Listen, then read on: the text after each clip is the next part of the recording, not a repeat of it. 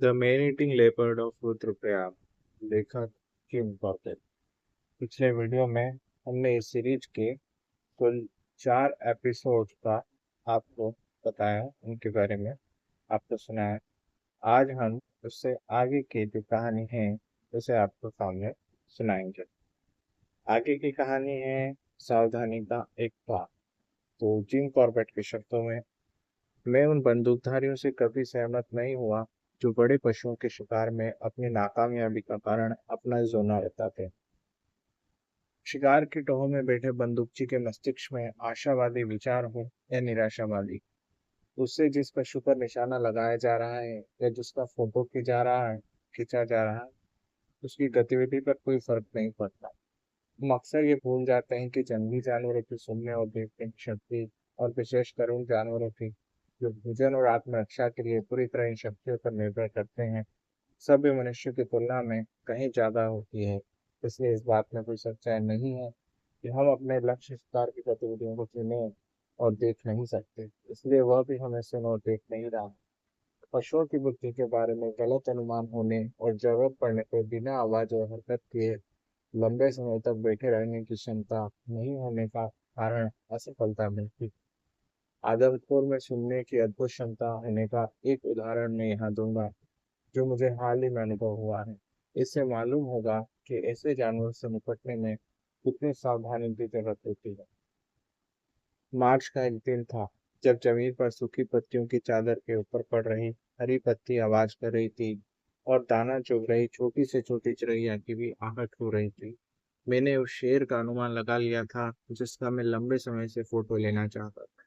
उसका पता मैंने लंगूरों के इस दल की गतिविधियों से लगाया था, जो उसी दिशा से आ रहा था जहां मुझे शेर के होने का संदेह था। शेर से 70 गज की दूरी पर घास का एक मैदान था, जो करीब 50 गज लंबा और 30 गज चौड़ा था। इस मैदान के कोने में शेर से दूर एक बड़ा पेड़ था, जिसके शिखर पर बेलें चढ़ी थी। करीब 20 फुट ऊंचाई पर यह पेड़ 2 शाखाओं में बढ़ गया था। मैं जानता था कि शेर दोपहर बाद देर से इस मैदान को पार करेगा, क्योंकि मैदान शेर और उसके शिकार सांभर के ठीक बीच में था। सांभर मैंने सुबह मरा हुआ देखा था। शिकार के नजदीक शेर के छिपने के लिए कोई झाड़ी नहीं थी, इसलिए वह कुछ दूर घनी झाड़ियों में चला गया था, जहां उसके होने का पता मुझे लंगूरों की गतिविधियों से चला। शेर या बाघ का पैदल शिकार करने या फोटो खींचने के लिए ये जरूरी है कि पहले पता लगाया जाए कि उसका मारा हुआ या उसके द्वारा घायल शिकार कहाँ है। और इसके लिए सबसे अच्छा तरीका है कि पशु पक्षियों की मदद ली जाए। धैर्यवान और पशु पक्षियों की जानकारी रखने वाला बंदूकची किसी भी पशु या पक्षी को आसानी से जिस दिशा में जरूरी हो भेज सकता है। इस काम के लिए पक्षियों में सबसे बेहतर है जंगली लाल मुर्गा, मोर, घोंस पैंकुड़ा। पशुओं में सबसे अच्छा मुखबिर होता है कांकड़ और लंगूर। जिस शेर का मैं जिक्र कर रहा हूँ वो घायल नहीं था, और मेरे लिए ये काफी आसान था कि वो झाड़ियों में जाके स्वयं उसका पता लगाता। लेकिन ऐसा करने से मैं उसे बाधा पहुंचाता और जो काम मैं करना चाहता था वह नहीं हो पाता। दूसरी ओर लंगूरों का इस्तेमाल कर मैं ये पता लगा सकता था कि अगर शेर झाड़ियों में है तो उसे देखकर उन पर क्या प्रतिक्रिया होती है, और मैं यह सूचना शेर को बाधा पहुंचाए बिना प्राप्त करने में कामयाब रहा। मैं बहुत सावधानी से पेड़ तक गया, बेलों को छुए बिना ऊपर इस तरह चढ़ा कि उनकी पत्तियां हिले नहीं, और कम से कम वे खुंडिया तो बिल्कुल ना हिले जिन पर शेर की नजर पड़ सकती। ऊपर चढ़कर मुझे टहनियों के बीच बैठने की सुविधाजनक जगह मिल गई, वो पूरी तरह छिपी हुई थी। मैंने अपना 16 mm सिने कैमरा बाहर निकाला और पत्तों के बीच से अपने सामने इतनी जगह बनाई कि कैमरा सामने की फोटो ले सके। मैंने ये काम बिना आवाज किए और फिर स्थिर बैठकर किया। मेरी नजर घास के मैदान और उससे लगे जंगल पर थी।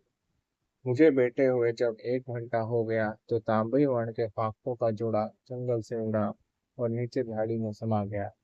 1-2 मिनट बाद ऊंचे इलाकों में रहने वाले सुन्नी पक्षी मेरे नजदीक की जमीन से उड़े और बिना पत्तों के पेड़ की शाखाओं पर फुदकने के बाद आसमान में उड़ गए। इन दोनों तरह की चिड़ियों ने सचेत रहने की घोषणा नहीं की, फिर भी उनके व्यवहार से मैं जान गया था कि शेर वहीं कहीं था और उसकी उपस्थिति से ये पक्षी उड़ रहे थे। कुछ मिनट बाद मैं अपनी नज़र धीरे धीरे बाएं से दाएं घुमा रहा था, ताकि अपने सामने की जमीन का बारीकी से जायजा ले सकूं। तभी मेरी नज़र एक छोटी सी सफ़ेद वस्तु पर आकर रुक गई। यह वस्तु 1 या 2 वर्ग इंच से बड़ी नहीं थी। यह मेरे ठीक सामने घास के मैदान के किनारे से करीब 10 फुट की दूरी पर थी। कुछ क्षण के लिए नज़र को इस स्थिर वस्तु पर केंद्रित करने के बाद मैंने दाईं तरफ की झाड़ियों का जितनी दूर हो सकता था वो आईना किया, और उसके बाद फिर उस सफ़ेद वस्तु पे मैंने नज़र टिका दी। मैं पक्के तौर पर कह सकता था कि अब वह वस्तु उस स्थान पर नहीं थी जहां मैंने उसे पहली बार देखा था। तब वह वस्तु 1-2 मिनट के लिए अपनी जगह स्थिर थी। मेरे ख्याल से वह वस्तु कुछ और नहीं बल्कि शेर के सफेद चेहरे का निशान था। ये साफ था, हालांकि पेड़ पर चढ़े हुए मैंने रबर के जूतों से जरा भी आवाज नहीं की थी, लेकिन उसे मेरे आने की आहट हो गई थी। और जब उसका शिकार पे जाने का समय हुआ तो वह सूखी पत्तियों पर करीब 17 गज तक आराम से चला गया तथा वहां रुक गया जहां से उसे आहट होने का संदेह था। यहाँ पर आधा घंटा बिना हिले डुले रहने के बाद वो खड़ा हुआ, अपने बदन को ताना, अड़ाई, संतुष्ट हुआ कि कोई खतरा नहीं है। तब घास के मैदान की तरफ चल दिया। यहाँ वह खड़ा रहा, पहले सिर दाएं और फिर बाएं घुमाया, घास का मैदान पार किया और मेरे पेड़ के नीचे से गुजरते हुए शिकार की तरफ बढ़ गया। जंगल में घूमते हुए मैंने कई बार देखा कि आदमखोर को मारने के लिए मचान बनाया हुआ है और इसके लिए पास ही एक पेड़ काटा गया है। पेड़ से साफ दिखाई दे इसलिए शाखाएं काटी गई है, घास फूस बिखरी हुई है। ऐसे में मैं समझता हूँ मचान बनाने वालों ने बातचीत भी की होगी और शोरगुल भी किया होगा। आश्चर्य नहीं है कि बाद में यही लोग कहते हैं कि सैकड़ों बार मचान पर बैठने और शेर और बाघ की प्रतीक्षा करते हैं, लेकिन उन्हें वह जानवर नहीं दिखाई दिया। ये मान लेते हैं कि वे जोना हैं, इसलिए वो असफल रहे। हम उस दिन तक आदमखोर तेंदुए को नहीं दबोच पाए। उसका कारण यह नहीं था कि हमने वह किया जो हमें नहीं करना चाहिए था, या वह नहीं किया जो करना चाहिए। ये केवल भाग्य की बात थी। ये हमारा दुर्भाग्य था जिसने बैटरी समय पर उपलब्ध न होने दी, जिसने इबर्सन की दोनों टांगों में ऐंठन पैदा की, जिसने तेंदुए को जरूरत से ज्यादा साइनाइड खिलाया, और जिसने लोगों से पिंजरा गिरवा कर पिंजरे का दांत तोड़वाया, और जो अंत में तेंदुए के छोड़ भागने का कारण। इस तरह 70 साल की मृत महिला के ऊपर से घात लगाकर भी हम तेंदुए को मारने में असफल रहे। तो इबर्सन कोड़ी लौट गया, लेकिन तब मेरी उम्मीदें बुलंद भी तक थी, क्योंकि मैं मानता था कि जिस दिन मैं रुद्रप्रयाग पहुंचा था उस दिन बाघ को मारने के जितने मौके मेरे पास थे आज भी उतने ही हैं। और सच तो यह है, तब की तुलना में आज अवसर और बढ़ गए हैं, क्योंकि अब मैं उस जानवर की क्षमता और उससे निपटने के उपायों के बारे में पहले से ज्यादा जानता। एक चीज जो मुझे बार बार खटक रही थी और आत्मविश्लेषण को मजबूर कर रही थी, वह यह थी कि क्या बाघ को अलकनंदा के एक किनारे तक रोके रखना ठीक था। जब कभी मैं इस पर गौर करता हूँ मुझे ये ठीक नहीं लगता कि अलकनंदा के बाएं किनारे के लोगों पर हमले होते रहे, जबकि दाएं किनारे के लोग इस खतरे से मुक्त रहे। हमारे रुद्रप्रयाग पहुंचने से 2 दिन पहले मृत एक बालक को मिलाकर हाल में अलकनंदा के बाएं किनारे 3 लोगों को जान गंवानी पड़ी, और ऐसा ही आगे भी हो सकता है। लेकिन पुलों का रास्ता खोलकर मेरी परेशानियां जो पहले ही कम नहीं थी और भी बढ़ सकती थी, जबकि इससे कुल मिलाकर गढ़वाल के लोगों को कोई लाभ नहीं होने वाला था, क्योंकि दाएं किनारे के लोगों की जान भी वैसी ही अमूल्य थी जैसे कि बाएं किनारे के लोगों की। इसलिए मैंने उदासीनता के साथ पुल का रास्ता बंद रहने दिया, और इस मामले में मुझे अलकनंदा के बाएं किनारे के लोगों का धन्यवाद करना होगा, जिन्होंने ये जानते हुए भी कि पुल का रास्ता बंद कर देने का मतलब था कि खतरनाक आदमखोर की गतिविधियों को उनके क्षेत्र तक सीमित रखा। पुल पर रखे अवरोधों को महीनों तक न कभी खुद हटाया और न ही मुझसे हटाने पाया। पुलों को बंद रखने का निर्णय लेने के बाद मैंने इस खतरे से आगाह करने के लिए गाँव में एक आदमी भेजा, तो खुद भी समय और अपनी क्षमता के मुताबिक ज्यादा से ज्यादा गाँव तक ये संदेश पहुंचाने का प्रयास किया। इस सड़क पर और गाँव में मैंने जिन भी लोगों से बात की, किसी ने भी कभी को उनके क्षेत्र में ही सीमित रखने के लिए गुस्से का एक भी शब्द नहीं। और जहाँ कहीं मैं गया मुझे सत्कार और शुभकामनाएं दी, पुरुषों और महिलाओं को, जिनमें से किसी को मालूम नहीं था कि आदमखोर का अगला शिकार कौन बनेगा। इस बात का जरा भी रह नहीं था कि तेंदुआ की तो कभी तो नहीं मारा जा सकता, बल्कि उन्हें विश्वास था कि तेंदुआ पहले तो आज और नहीं तो कल जरूर मारा जाएगा। बूढ़ा भूटिया पिछली शाम देर से कटीली झाड़ वाले पहाड़ में पहुंच गया था। वह हरिद्वार बाजार से नमक और गुड़ भरकर लाया था ताकि बद्रीनाथ की तरफ के गांव में बेच सके। उसकी भेड़ बकरियां इस सामान के लदे थैलों के साथ लंबी दूरी तय करके कल शाम देर से पहुंची थी। भूटिया के पास इतना समय नहीं था कि वह इस बाड़े की मरम्मत करा पाता और जहाँ पे झाड़ियां कम थी वहां पर और झाड़ियां लगा पाता। यही कारण था कि कुछ भेड़ बकरियों को बाड़े के बाहर लेटे रहना पड़ा, जिसमें से सड़क के नजदीक के एक बकरे को सुबह मुंह अंधेरे तेंदुआ मार गया। कुत्तों के भौंकने से भूटिया की नींद खुली और जब उजाला हो गया तो उसने पाया कि उसका सबसे अच्छा बकरा, खूबसूरत भूरे रंग का, जो आकार में शेटलैंड खच्चर के बराबर था, सड़क के पास मरा पड़ा था। आदमखोर ने उसे बहुत ही क्रूरता के साथ मार डाला था। पिछली रातों के दौरान आदमखोर के व्यवहार से पता चलता था कि लंबे समय तक इंसानों के करीब रहने और आदमखोर बन जाने पर तेंदुए की आदतें किस तरह से बदल जाती हैं। यह सोचना उचित था कि पिंजरे में पकड़े जाने से आदमखोर को एक तगड़ा झटका लगा और वह बुरी तरह डरा होगा। भारी पिंजरे को वह 10 गज दूर तक ले गया और फिर गुस्से में जिस तरह उसने हुंकार भरी थी, वो इस बात का प्रमाण था कि वो डर गया था। और ऐसे में हर एक यही उम्मीद करता है कि पिंजरे से छुटकारा मिलने के बाद वह आबादी वाले इलाके से जितना हो सके दूर सुस्ताने के लिए चला गया होगा और वह तब तक वहीं रहेगा जब तक कि वह दोबारा भूखा न हो और उसे दोबारा भूख कई दिनों बाद लगना। लेकिन इस तेंदुए का व्यवहार अलग था। वह पिंजरे से छूटने के बाद भी शिकार के आसपास ही रहा। वो हमें मचान पे चढ़ते हुए देखता रहा और हमारे सो जाने की प्रतीक्षा करता रहा। इसके बाद वह निरीक्षण करने आया, लेकिन सौभाग्य से इबटसन ने एहतियात बरती थी और मचान की सुरक्षा के लिए उसके चारों ओर तारों का जाल लगा दिया था। इबटसन को मालूम था कि आदमखोर उन लोगों को मारने में कामयाब हो जाते हैं जो उन पर गोली दागने के लिए मचान पर बैठे होते हैं। आजकल ही मध्य प्रांत में एक आदमखोर तेंदुआ है जिसने अलग अलग समय पर उसे मारने आए 4 भारतीय बंदूकधारियों को मार डाला है।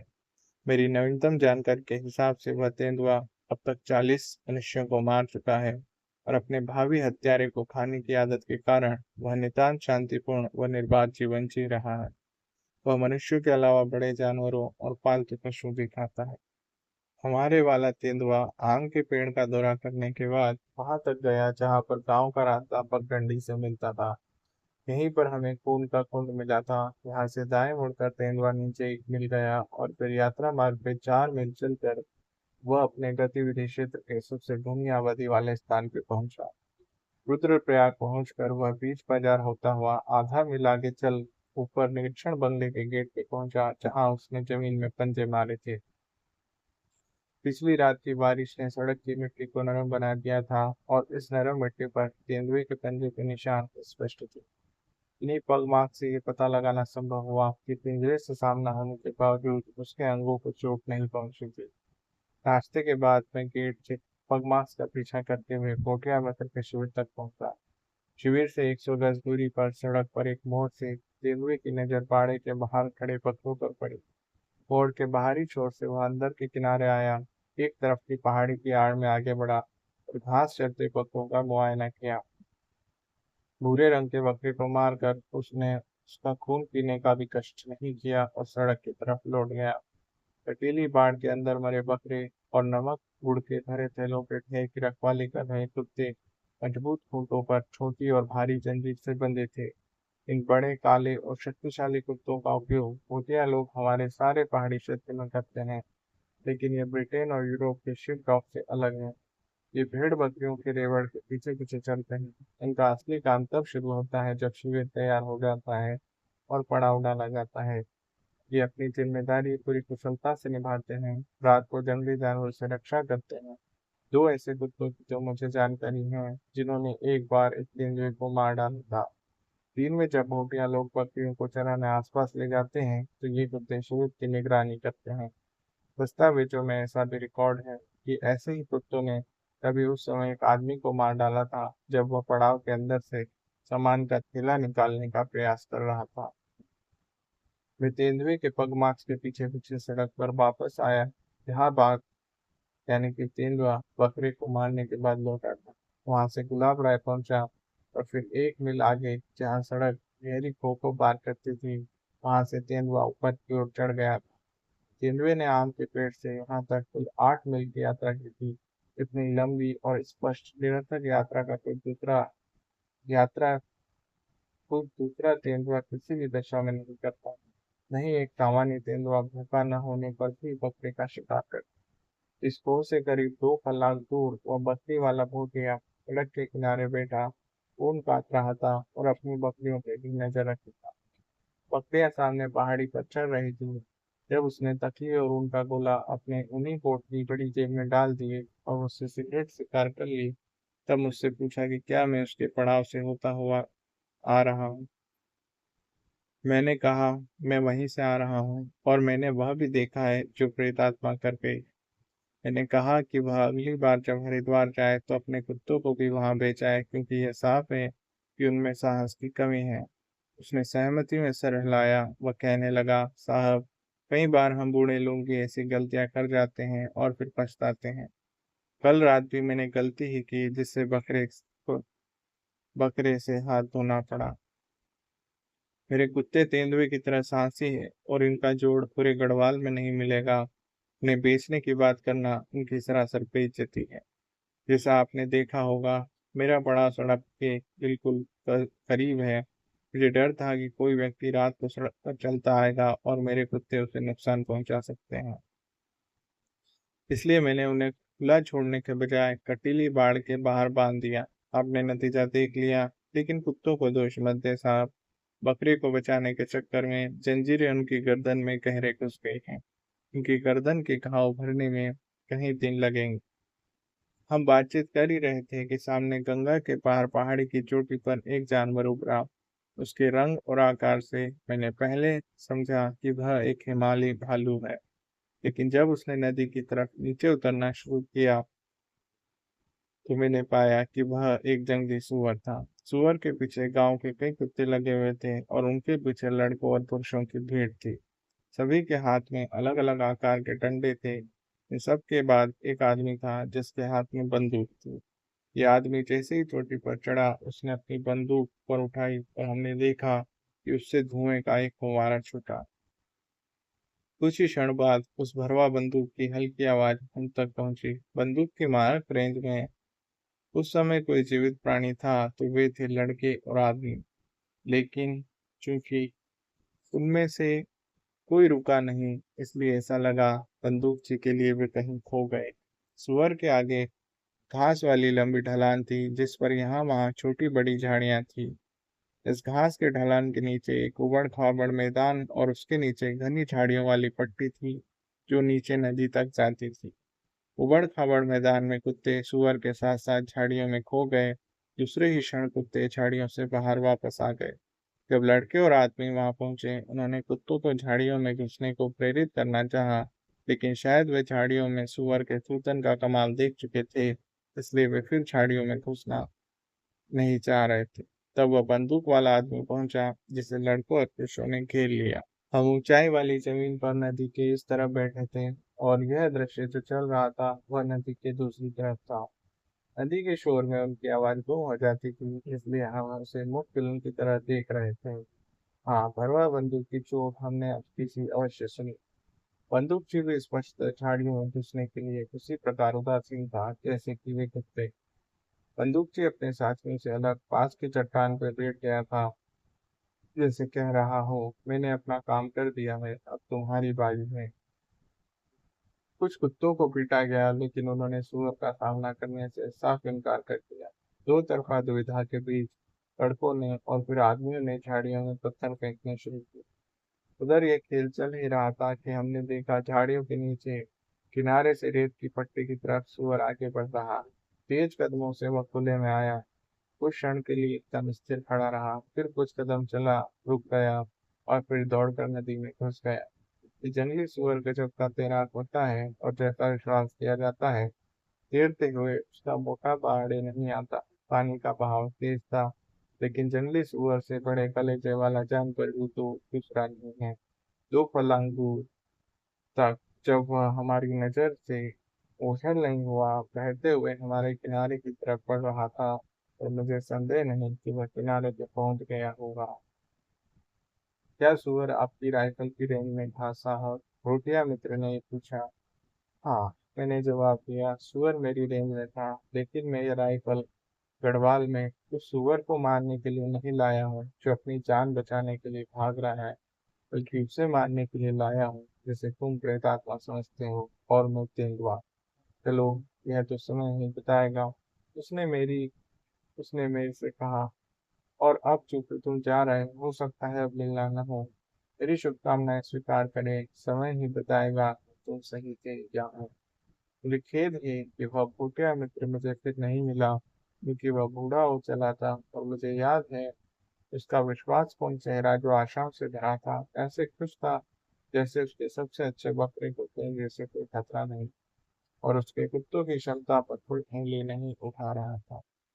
अगले दिन इबर्टसन पौड़ी लौट गया और दूसरी सुबह जब मैं रुद्रप्रयाग के पूर्व की ओर पहाड़ी पर एक गांव के भ्रमण पर जा रहा था, तो उस गांव से निकलते हुए तेंदुए के पग मार्क्स दिखाई दिए। उस गांव में तेंदुए ने पिछली रात एक मकान के दरवाजे को तोड़ने की कोशिश की थी। इस मकान में एक बच्चा बीमार था और उसे खांसी हो रही थी। तेंदुए के पग मार्क्स का पीछा करते हुए मैं पहाड़ी की धार तक पहुंचा, जहाँ कुछ दिन पहले वटसन और मैं उस चीखने वाले बकरे के ऊपर अचान पर बैठे थे, और बाद में उस बकरे को तेंदुए ने मार दिया था। अभी शाम होने में काफी समय था और इस बात की काफी संभावना थी कि इस उबड़ खाबड़ मैदान पर खड़े पत्थरों में से किसी पर तेंदुआ धूप सेक रहा होगा। मैं एक ऊंची चट्टान की आड़ में लेट गया, जहां से आसपास के बड़े क्षेत्र पे नजर पड़ रही थी। बीती रात बारिश हुई थी, जिससे तेंदुए के पगमार्क्स तो साफ दिखाई दिए, साथ ही वातावरण से धुंध भी समाप्त हो गई।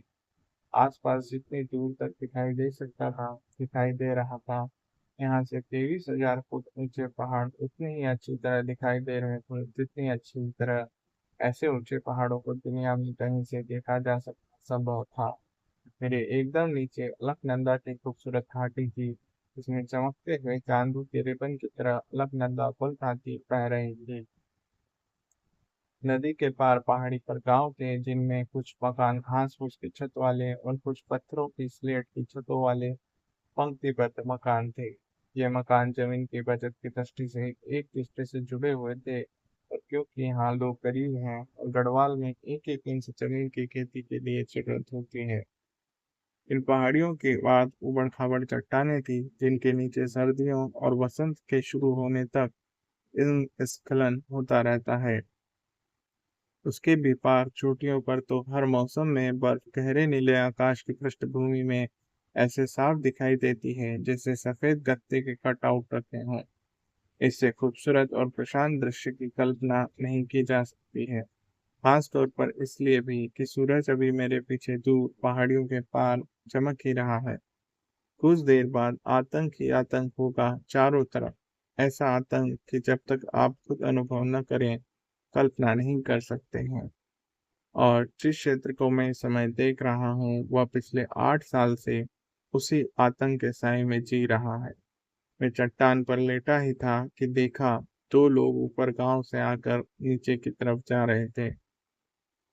ये लोग 1 मील ऊपर उस गांव के थे जहां मैं कल गया था। उन्होंने बताया कि सूरज उगने से कुछ पहले उन्होंने उस दिशा से तेंदुए की आवाज सुनी। हमने किसी बकरे के ऊपर मचान पर बैठ के तेंदुए को मारने की संभावना पर विचार किया।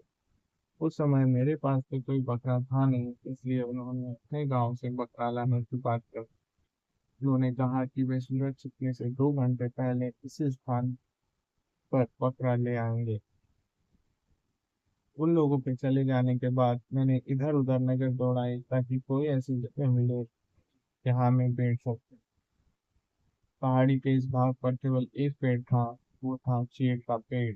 यह धार में उस रास्ते पर ही उगा था जहाँ से भी लोग आए थे, और इस चीड़ के पेड़ के नीचे से ही दूसरा रास्ता सामने पहाड़ी पर घूमकर उस उबड़ खाबड़ मैदान की ऊपरी कोने पर आता था, जिस पर मैं कुछ देर पहले ही बाघ को तलाश रहा था।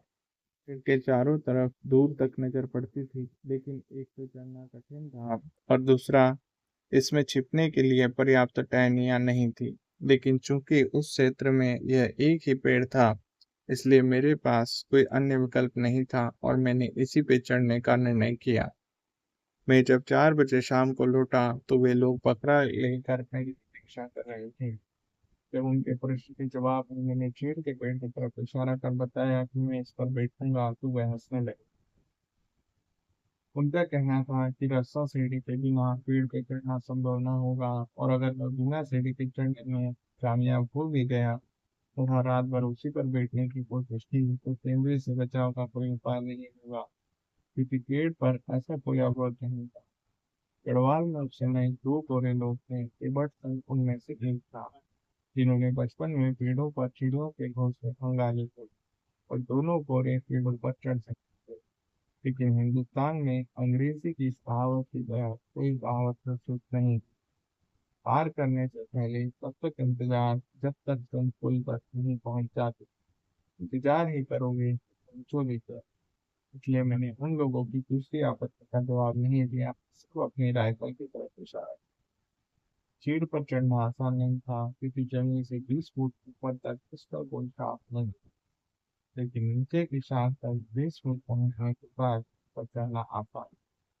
मेरे पास एक सूती रस्सी थी। जब उन लोगों ने मेरी राइफल रस्सी के एक कोने में बांध दी, तो मैं इसे लेकर सब ऊपर की फुनगी पर चढ़ गया। यहाँ चीड़ की पत्तियों के गुच्छों में छुपा जा सकता था। उन लोगों ने बताया था कि बकरा खूब चीखने वाला है। जमीन से बाहर निकली पेड़ों की जड़ से उस बकरे को बांधने के बाद वे अपने गांव लौट गए। वे सुबह फिर आने का आश्वासन देकर गए। बकरा उन्हें दूर जाते हुए देखता रहा और फिर पेड़ों के नीचे घास कुतरने लगा। तब तक वह एक बार भी नहीं चिल्लाया था। लेकिन मुझे चिंता नहीं हुई, क्योंकि मैं समझ रहा था कि वह अभी अकेलापन महसूस कर रहा है और शाम होते ही चिल्लाना अवश्य शुरू कर देगा। और अगर उसने रात होने से पहले चिल्लाना शुरू कर दिया, तो तेंदुए के कहीं से भी बकरे के नजदीक पहुंचने से पहले मैं ऊपर से उसे मार दूंगा। जब मैं पेड़ पर चढ़ा था, बर्फीली पहाड़ियों की छाया अलकनंदा तक पहुंच चुकी थी। ये छाया ऊपर चढ़ने लगी और मुझसे भी ऊपर चली गई। केवल पहाड़ी का सिरा लाल रोशनी से चमक रहा था। जब यह चमक कम हुई, तो बर्फीली चोटियों से लौटती रोशनी में बादल ऐसे दिखने लगे जैसे रुई की फाहें हों। जिस किसी के पास भी सूर्यास्त की छटा देखने की नजरें हैं, और आपने देखा होगा कि ये दृष्टि बहुत कम लोगों के पास है, लेकिन जिसके पास ये नजर है, वो यही सोचता है कि उसके इलाके में दुनिया के अन्य इलाकों की तुलना में सबसे बेहतर सूर्यास्त होता है। मैं भी इस मामले में अपवाद नहीं हूँ, और मैं भी मानता हूँ कि ऐसा सूर्यास्त और कहीं नहीं दिखता जैसा कि हमारे क्षेत्र में। इसके बाद सूर्यास्त अच्छा दिखता है तो उत्तरी टंगानिका से, जहाँ का वातावरण कुछ ऐसा है कि बर्फ से ढका किलिमंजारो पहाड़ और उसके ऊपर हमेशा रहने वाले बादल डूबते सूरज की रोशनी में उगले सोने की तरह से चमकते हैं। हमारे हिमालयी क्षेत्रों में सूर्यास्त आमतौर पर लाल गुलाबी या स्वर्णिम वाली होता है। आज मैं जिस सूर्यास्त को चीड़ के पेड़ पर बैठा देख रहा था, वह गाढ़ा गुलाबी था, और गत्ते सा कटे बर्फीले पहाड़ों की चोटियों से तीर की मानिंद किरणें बिंबित होकर गुलाबी बादलों पर फैलकर मध्यम होती जाती थी। बहुत से मनुष्यों की तरह बकरे को भी सूर्यास्त में कोई रुचि नहीं थी, और अपने आसपास की घास उतरने के बाद उसने अपने लिए जमीन को थोड़ा कुरेदा और लेट गया। गर्दन टांगों की तरफ मोड़ी और सो गया।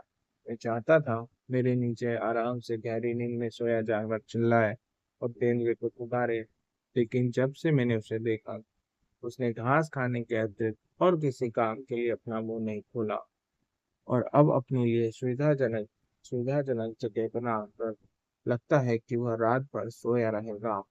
इस समय बंगले पर वापस जाने के लिए पेड़ से उतरने का मतलब होगा उन लोगों की संख्या में वृद्धि करना जो जानबूझकर आत्महत्या करते हैं। और चूंकि मैंने आदमखोर को मारने का काम हाथ में ले लिया था, वह इस काम के लिए हर जगह एक से थी, इसलिए मैंने तय किया कि मैं जहाँ हूँ वहीं रहूं और तेंदुए को स्वयं पुकारूं। केवल तेंदुए द्वारा किए गए शिकार के ऊपर बैठने से स्थिति अलग होती, लेकिन यहाँ तो ऐसा कुछ नहीं था। अगर मुझसे पूछा जाए कि भारत के जंगलों में कई सारे वर्ष गुजारने पर मुझे सबसे ज्यादा खुशी किस चीज से मिलती है, तो मैं बेझिझक जवाब दूंगा कि जंगल के प्राणियों की भाषा और उनकी आदतों की समझ से। जंगल में कोई एक सी भाषा नहीं होती, हर जाति की अपनी भाषा है। हालांकि कुछ जातियों का शब्द भंडार सीमित है, जैसे शाही और गिद्धों का, फिर भी हर जाति की भाषा सभी प्राणी समझते हैं। मनुष्य के स्वरयंत्र में जंगल के प्राणियों के स्वरयंत्र की तुलना में ज्यादा परिवर्तन क्षमता होती है। हाँ, कलगी वाला शृणपुच्छ एंकलास पक्षी इस मामले में अपवाद है, क्योंकि उसके स्वराघात भी आवश्यकता पड़ने पर परिवर्तनशील होते हैं। मनुष्य की इसी खूबी के कारण वह बहुत से पशु पक्षियों से मैत्री करने में सक्षम है। जंगल के प्राणियों की भाषा जानने से जंगल का आनंद सैकड़ों गुना ज्यादा लिया जा सकता है। और अगर इच्छा हो तो इस खूबी का इस्तेमाल किसी विशेष उद्देश्य में भी किया जा सकता है। इसका एक उदाहरण पर्याप्त होगा। लॉयनल फॉर्टेस्क्यू, जो हाल तक ब्रिटेन में रहते थे और वर्ष 1918 के कुछ समय बाद फोटोग्राफी और मछली शिकार दौरे पर हिमालय क्षेत्र की तरफ निकले। हम एक शाम एक बड़े पहाड़ की तलहटी पर स्थित जंगलात के बंगले पर पहुंचे। इसके सामने वह जगह थी जहां हमें जाना था, कश्मीर घाटी। हमें कठोर जमीन पर चलते कई दिन हो गए थे, इसलिए हमारा सामान ला रहे लोगों को आराम की जरूरत थी और हमने बंगले में एक दिन रुकने का फैसला किया। अगले दिन फोर्टेस्क्यू अपनी डायरी लिखने लगा और मैं पहाड़ का जायजा लेने और मौका लगा तो कश्मीरी हिरण की खोज में चल दिया। मेरे जो दोस्त इस इलाके में शिकार कर चुके थे, उन्होंने मुझे बताया था कि इन हिरणों का शिकार बिना कुशल शिकारी की मदद के नहीं किया जा सकता। और यही बात बंगले के चौकीदार ने भी कही। मैं नाश्ता कर अकेले ही चल पड़ा। मुझे यह भी मालूम नहीं था कि यहाँ का लाल हिरण कितनी ऊंचाई पर और कैसी जगह पर मिलता है। जिस पहाड़ से कश्मीर की तरफ खुलने वाला दर्रा शुरू होता है, वह करीब 12,000 फुट ऊंचा है, और जब मैं 8,000 फुट की ऊंचाई पर था तभी तूफान आ गया। बादलों के रंग से मैं पहचान गया कि ओले पड़ने वाले हैं, इसलिए मैंने ऐसा पेड़ छाटा जिसके नीचे आश्रय ले सकूं। मैंने ओलावृष्टि और बिजली से मृत लोगों और पशुओं को देखा। ओलों के साथ बिजली भी अवश्य चमकती है, इसलिए मैंने ऊंचे तिकोन शिखर वाले देवदार के बजाय गोल शिखर वाला घना छोटा पेड़ चुना और सूखी लकड़ी व देवदार के पत्ते ले आया। मैंने अलाव जलाया और जब तक ऊपर का तूफान चलता रहा वो ओले बरसते रहे, मैं अपने पेड़ की जड़ पर सुरक्षित और गर्म बैठा रहा। फिर तूफान रुक गया और सूरज निकल गया। मैं पेड़ के नीचे से बाहर निकल अप्सराओं की भूमि में प्रविष्ट हो गया। जमीन पर आच्छादित ओलों से चमकती रोशनी में घास का हर तिनका आलोकित हो रहा था। लगातार 2-3 हजार फुट ऊपर चढ़ने पर मैं एक चट्टान पर पहुंचा, जिसकी जड़ पर नीचे पॉपी के फूल में फूल थे। इनमें से कईयों के डंठल टूट चुके थे, लेकिन हिमालय के ये सबसे खूबसूरत जंगली फूल शक्त सफेद जमीन पर अविस्मरणीय सौंदर्य दिखा रहे थे। चट्टान इतनी फिसलन नहीं थी कि ऊपर चढ़ना संभव नहीं था, और ऊपर चढ़ने का कोई मकसद भी नहीं था। इसलिए मैं सीधे बाईं तरफ चलने लगा। देवदार के जंगल में आधा मील चलने के बाद मैं घास वाली ढलान पर पहुंचा, तो पहाड़ी की चोटी से शुरू होकर हजारों फुट नीचे जंगल तक जाती थी। जब मैं पेड़ों के बीच से इस घास वाली ढलान पर पहुंचा तो मुझे दूर सामने वाले टीले पर एक जानवर दिखाई दिया, जिसकी पूंछ मेरी तरफ थी। जानवरों की चित्र कथाओं के अनुभव पर मैं समझ सकता था कि वह कश्मीरी हिरण था, और जब उसने अपना सर उठाया तो मैंने देखा वह हिरणी थी। घास की ढलान पर मेरी तरफ और जंगल की धार से 30 गज की दूरी पे एक अकेला पत्थर था, करीब 4 फुट ऊंचा। इस पत्थर से टीले की दूरी करीब 40 गज थी। घास चलते हुए वह हिरनी हिल रही थी, लेकिन जो ही स्थिर होती सिर उठा लेती। मैं ऊपर चट्टान की आड़ में घुसक गया। यह हिरनी स्पष्टतः पहरेदारी कर रही थी, क्योंकि जब जब वह सिर उठाती दाईं ओर को देखने लगती, उसका मतलब था कि उसके साथी भी आसपास थे, और यह भी मैं समझ सकता था कि वह किस तरफ थे। मैं खुद को प्रकट किए बिना उनके पास नहीं जा सकता था। उन जंगल में घुसूं और ऊपर से हवा बोलूं आसान था, लेकिन इससे मतलब हल नहीं होता था, क्योंकि हवा पहाड़ी से नीचे की ओर बह रही थी। अब एक ही विकल्प था कि फिर जंगल को मुड़कर घास वाली ढलान के निचले किनारे से ऊपर बढ़ूं, लेकिन इसमें समय ज्यादा लगता और कड़ी चढ़ाई चढ़नी पड़ती। इसलिए मैंने आखिर में निर्णय किया कि मैं जहाँ पर हूँ वहीं रहूं और देखूं कि वे हिरण जिनसे मेरा पहली बार वास्ता पड़ रहा था क्या तेंदुए की आवाज सुनने पर उसी प्रकार की प्रतिक्रिया करते हैं जिस तरह चीतल और सांभर करते हैं। मुझे मतलब मालूम था कि पहाड़ी पर उस समय एक तेंदुआ था क्योंकि मैंने कुछ समय पहले उसके पंजों के निशान देखे थे। मैंने चट्टान से केवल एक आंख बाहर निकाल जब तक हिरनी चलती रही प्रतीक्षा की और फिर तेंदुए की आवाज निकाली। मेरी पहली आवाज सुनकर तेंदुए की जो आवाज मैंने निकाली थी वो सुनकर हिरनी मेरी ओर पलटी और अगले खुरों को जमीन पर पटकने लगी। यह उसके अपने साथियों को अलर्ट करने का एक संकेत था, लेकिन उसके जिन साथियों को मैं देखना चाहता था वे तब तक नहीं चलते जब तक हिरनी स्वयं नहीं पुकारती, और वह तब तक न पुकारती जब तक स्वयं तेंदुए को न देख लेती। मैं भूरे रंग के ट्वीट का कोट पहने था। मैंने अपने बाएं कंधे को चट्टान से कुछ इंच बाहर निकालकर ऊपर नीचे हिलाया। हिरनी ने इस हिलने डुलने को तुरंत देख लिया और कुछ आगे कदम बढ़ाकर चिल्लाना शुरू कर दिया। जिस खतरे से उसने अपने साथियों को स्टेप किया था वह अब उसकी नजरों के सामने था और अब उसके लिए सिर्फ यही था वे अपनी प्रहरी हिरनी के साथ शामिल हो जाए। सबसे पहले साल भर का वृक्ष चुना तेजी से बाहर निकला और पुलों पर चलकर हिरनी की बगल पर आकर शान से खड़ा हो गया। उसके बाद 3 हिरण आए और फिर आई एक बूढ़ी हिरनी। अब इन 6 जानवरों का झुंड पूरी तरह से दिखाई दे रहा था और मैं 30 गज की दूरी पर था। हिरनी अभी भी बोल रही थी जबकि अन्य कान खड़े कर उन्हें आगे पीछे हिलाकर ध्वनि और हवा की दिशा का अंदाजा लगा रहे थे तथा स्थिर खड़े रहकर मेरे पीछे के जंगल का जायजा ले रहे थे। पिघलते ओलों में मेरी बैठने की जगह बहुत असुविधाजनक और गीली थी। इसी तरह बिना हिले डुले बैठे दर्द ठंड लग रही थी और जुकाम हो सकता था।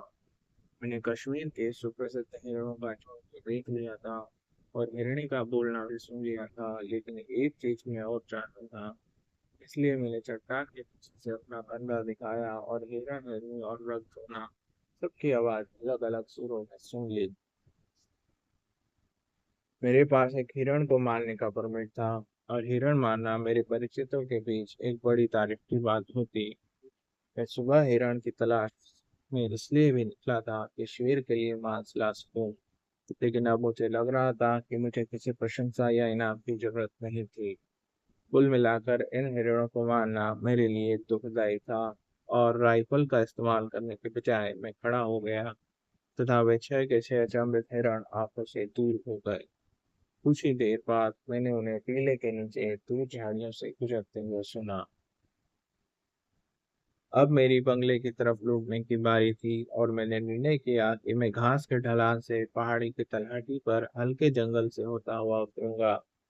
ढलान ऐसी थी कि लंबे कदमों से जाया जा सकता था बशर्ते हर कदम सावधानी से सही जगह पर पड़े। मैं 100 गज के खुले मैदान से गुजर रहा था और ऊपर से अब तक कुल करीब 600 गज चलकर आया हूँगा कि मेरी नजर एक सफेद वस्तु पर पड़ी। ये वस्तु ढलान से बाईं तरफ जंगल की धार में चट्टान पर मुझसे 300 गज नीचे खड़ी थी। मैंने चलती नजर से देखा और पाया कि वह कोई बकरी थी जो जंगल में हो गई होगी। उसने एक पखवाड़े से मांस नहीं खाया था। सॉरी, हमने एक पखवाड़े से मांस नहीं खाया था।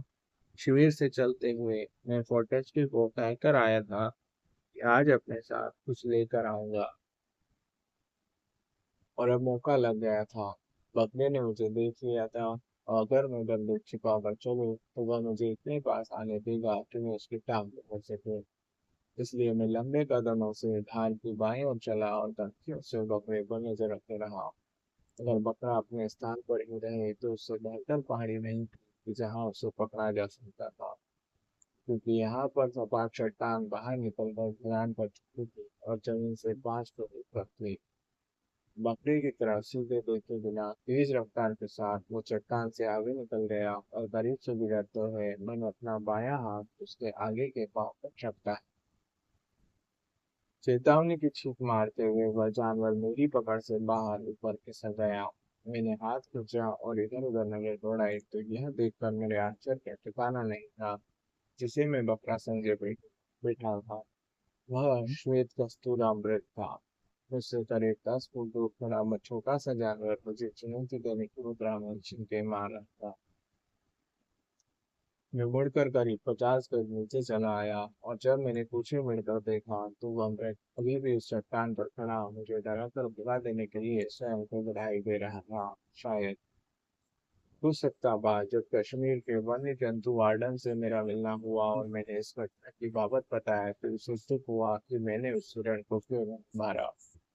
वह जानने तो उत्सुक था कि मैंने किस स्थान पर उस कस्तूरा को देखा था, लेकिन चूंकि स्थान विशेष और उसकी पहचान के बारे में मेरी याददाश्त कुछ ठीक नहीं रही है, इसलिए मुझे नहीं लगता कि उस श्वेत कस्तूरा मृग को किसी संग्रहालय की शोभा बढ़ाने के लिए लाया जा सकता होगा।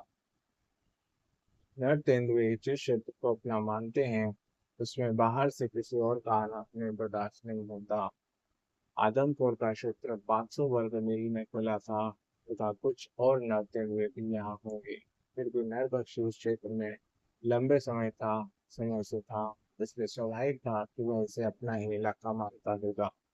और फिर सवाल का मौसम भी हाल ही में समाप्त हुआ था। अगर मैं तेंदुए की तरह आवाज देने के लिए असंभव था कि वह इसे तेंदुए की पुकार समझेगा जो भी तेंदुए की तलाश होगी। अंधेरा होने के बाद मैंने पुकार लगाई और मेरी खुशी का ठिकाना नहीं रहा जब 400 गज में से उस दाएं नर तेंदुए ने हंकार का जवाब दिया। हमारे बीच कई बड़े पत्थर और कंटीली झाड़ियां थी और मुझे मालूम था कि तेंदुआ मेरी तरफ सीध में नहीं आएगा। वह शायद उबड़ खाबड़ मैदान का चक्कर लगाकर छोटी धार से होते हुए इस धार में आएगा जिस पर मैं पेड़ पर बैठा था। उसके दूसरे हुंकार से भी मालूम हो गया कि वह ऐसा ही कर रहा था। 5 मिनट बाद मेरे पेड़ से शुरू होकर सामने की पहाड़ी पर जाने वाले रास्ते पर करीब 200 गज की दूरी पर मुझे उसकी हुंकार सुनाई दी। मैंने इस बुलावे का जवाब दिया ताकि तेंदुआ मेरी तरफ आए। 3 या हो सकता है 4 मिनट बाद उसने 100 गज दूर से आवाज दी। यह अंधेरी रात थी। मेरी राइफल पर टॉर्च लगी थी और मेरा अंगूठा उसके बटन पर था। पेड़ की जड़ से रास्ता 50 गज तो सीधा जाता था जहां से फिर तीखा मोड़ था। मेरे लिए यह तय करना कठिन था कि कब और कहाँ टार्च की रोशनी फेंकूं। इसलिए तेंदुए के पकड़े तक पहुंचने की मुझे प्रतीक्षा करनी थी। मोड़ के बाद वह मुझसे केवल 60 गज की दूरी पर तेंदुए ने फिर आवाज दी और इस बार जवाब ऊपरी पहाड़ी पर दूसरे तेंदुए ने दिया। ये दुर्भाग्य ही था कि मामला जटिल हो गया। तेंदुआ मेरे इतने करीब था कि उसे आवाज नहीं दी जा सकती थी और क्योंकि पहले उसने मुझे 200 गज दूर से सुना था इसलिए उसने एक और आवाज सुनकर अंदाजा लगाया होगा कि तेंदुआ अब ऊपरी पहाड़ी पर चला गया है और अब वो वहां से उससे बुला रहा है। अभी यह संभावना बनी हुई थी कि तेंदुआ कम से कम वहां तक तो आएगा ही जहाँ ऊपर पहाड़ी से आगे पगडंडी इस रास्ते पर मिलती है। अगर तेंदुआ वहां तक आता है तो निश्चित है कि वह बकरे को देख लेगा और उसे मारेगा, भले ही उसके लिए इस समय बकरे का कोई उपयोग न हो। लेकिन बकरे की किस्मत अच्छी और मेरी बुरी थी। तेंदुए ने दोनों रास्तों के संधि स्थल पर आने से पहले ही ऊपर की ओर मोड़ काट लिया और जब वह हुंकारा तो उसकी हुंकार मुझसे 100 गज दूर उसकी भावी संगनी से 100 गज नजदीक थी। दोनों तेंदुओं की आवाज एक दूसरे के नजदीक होती चली गई और अंत में मौन में बदल गई। लंबी चुप्पी के बाद दोनों की आहों की आवाजाही जो संभवतः उस जगह से आ रही थी जहाँ घास का मैदान समाप्त और जंगल शुरू होता था। दुर्भाग्य से तेंदुए की किस्मत कई मामले में अच्छी थी और ज्यादा इसलिए अच्छी कि अंधेरा था, वरना प्रणयरत तेंदुए को मारना आसान होता है। शेर के साथ भी यही बात होती है। लेकिन जो बंदूकची प्रणयरत शेर की तलाश में पिघल जाता है उसे निश्चित कर लेना चाहिए कि वह उन्हें मार ही ले, क्योंकि शेर नहीं ऐसे समय बहुत संवेदनशील होती है। बिल्ली प्रजाति का नर संवेदनशील नहीं होता, शायद इसलिए प्रणय के समय रूखा व्यवहार करता है और भूल जाता है कि उसके पंजे बाधा पर आघात कर रहे हैं। बहरहाल तेंदुआ नहीं मरा, न वो उस रात मर सकेगा, लेकिन हो सकता है कल मर जाए या उसके अगले दिन। उसके दिन अब नजदीक आते जा रहे थे। मुझे अपने दिन भी थोड़े नजर आने लगे, क्योंकि बिना किसी शक सुबह के तेज हवा आई और पेड़ जमीन पर लौटने लगा। गढ़वाल की जमीन से मेरे पाँव और सिर का रिश्ता उलट गया। पाँव ऊपर और सिर नीचे। कुछ क्षण के लिए मुझे लगा कि अब पेड़ का सीधे खड़े होना असंभव है। मुझे पेड़ पर अपना चिपके रहना भी असंभव जान पड़ा। जब हवा का दबाव कम हुआ तो पेड़ और मैं फिर हवा से पहले ही अपनी स्थिति में आ गए। इस डर से कि और ज्यादा तेज हवा आ सकती है, मैंने राइफल एक टहनी से बांध दी ताकि दोनों हाथों का उपयोग पेड़ को पकड़ने में कर सकूं। चीड़ के इस पेड़ ने अगर ज्यादा नहीं तो इतनी हवा को पहले भी झेला होगा, लेकिन ऊपर चढ़े हुए मनुष्य के साथ इससे वजन और हवा का दबाव दोनों ही बढ़ गए थे। पेड़ का पहली बार सामना हो रहा होगा। राइफल को सुरक्षित पाने के बाद मैं टहनियों पर चढ़ता गया और जहां तक पहुंच गया टहनियों की पत्तियों के गुच्छों को तोड़ता रहा। मेरा सोचना गलत भी हो सकता है, लेकिन जब से मैंने पेड़ को हल्का किया उसके बाद भी तेज हवा नहीं चली कि मेरे पाँव ऊपर और सिर नीचे हो जाते, जैसा कि पहली बार हुआ था। सौभाग्य से चीड़ नया व लचीला था और इसकी जड़ें पक्की थी। यह 1 घंटे तक घास की तिनके की तरह हिलता रहा था और अंत में हवा जिस तरह अचानक शुरू हुई थी वैसे ही बंद भी हो गई। तेंदुए की लूटने की कोई संभावना नहीं थी, इसलिए एक सिगरेट फूकने के बाद मैं भी पक्षियों की तरह सपनों की दुनिया में खो गया। सूरज उग रहा था जब पक्षियों की आवाज ने मुझे एहसास कराया कि मैं जमीन से 50 फुट की ऊंचाई पर था। पेड़ के नीचे मेरे पिछली शाम वाले दोस्त खड़े थे, उनके साथ उनके गांव के 2 और लड़के भी थे। यह पाने पर कि मैं जग गया हूँ, उन्होंने पूछा कि क्या मैंने रात को तेंदुए की आवाज सुनी थी। पेड़ की टहनियाँ गिरी देखकर उन्होंने पूछा पेड़ को क्या हो गया था। जब मैंने उन्हें बताया कि मैंने बाघ के साथ मैत्रीपूर्ण बातें की और जब कुछ करने को नहीं रहा तो टहनियाँ तोड़कर अपना मनोरंजन किया, चारों ग्रामीण उठट कर हंस पड़े। मैंने उससे पूछा कि क्या उन्हें मालूम है कि रात को थोड़ी हवा चली थी, तो एक युवा बोल पड़ा, थोड़ी हवा साहब, ऐसी हवा तो कभी चली ही नहीं होगी, और मेरी झोपड़ी भी उड़ा लेगी। उसका मित्र बीच में कूद पड़ा, कोई बात नहीं साहब, शेर सिंह बहुत दिनों से धमकी दे रहा था कि वो अपनी झोपड़ी बनाने जा रहा है। अच्छा हो गया पुरानी झोपड़ी को उखाड़ने की जहमत से बच गया। तो इसी के साथ इस वीडियो में हमने man eating leopard of Rudraprayag के 3 स्टोरीज को कवर किया है, 3 एपिसोड्स को कवर किया है। आगे की कहानी सुनने के लिए हमारे चैनल के साथ जुड़े रहिए, सब्सक्राइब करिए, लाइक करिए और शेयर करिए। आज जो हमने कहानी पढ़ी, जो आपको सुनाई, वो कहानी थी सावधानी का एक पाठ, जंगली सुअर का शिकार, और लास्ट वाली थी चीड़ के पेड़ पर, जिसके भी हम बात कर रहे थे। आगे इस स्टोरी में 3 से 4 एपिसोड और बचते हैं, 3 एपिसोड हैं और उसके बाद हम इसको कंक्लूड करेंगे। तो जुड़े रहिए हमारे साथ और अपने सपोर्ट को दिखाते रहिए। धन्यवाद।